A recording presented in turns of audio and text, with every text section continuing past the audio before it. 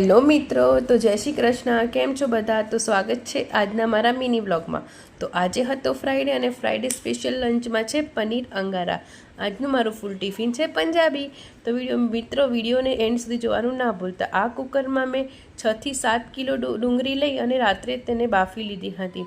એની સાથે મેં સિંગદાણા અને ટામેટાં અને મગજતરી એ બધું જ કુકરમાં બાફી અને 3 થી 4 સીટી બોલાવી લીધી હતી. અને સવાર પડતાં જ કુકર ખોલીને બધું મિક્સરમાં આપણે એને પીસી લેવાનું હતું.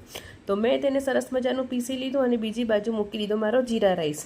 તો જીરા રાઈસને પહેલાં સાદો ભાત કરી અને પછી એમાં મારવાનો હતો ઘી અને જીરાનો તડકો. એને મારી અને મારો જીરા રાઈસ કરી લીધો મેં કમ્પ્લીટ. અને થોડીવાર પછી હું બનાવું છું પંજાબી દાળ. દાળનો વઘાર પણ મેં એકવાર આગળ શેર કરેલો હતો. તે જ રીતે હું કરું છું કે તેલમાં જીરું અને સૂકા મરચાં તજપત્તા નાખી અને અંદર એડ કરી લીધી ઝીણી સમારેલી ડુંગળી. તો મેં થોડી ડુંગળીને સતરાવી લીધી અને થોડી લાલાશ પડતી થઈ ગઈ.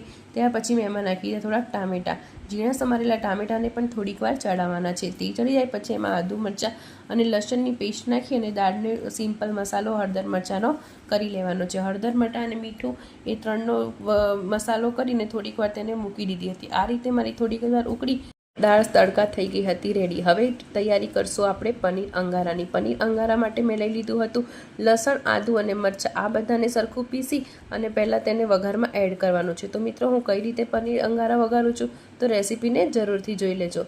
તો મિત્રો, મેં ગરમ તપેલામાં લઈ લીધું તેલ અને એની અંદર નાખી દીધું જીરું, સૂકા મરચાં, તજપત્તા અને હિંગ. એ બધું નાખીને એમાં અંદર એડ કર્યું છે આપણે આદુ મરચાં અને લસણની પેસ્ટ. એ નાખી અને એને હલાવી લીધું છે. આદુ મરચાં એની પેસ્ટ વધારે નાખવાનું કારણ કે પનીર અંગારામાં તેનો જ ટેસ્ટ આવે છે.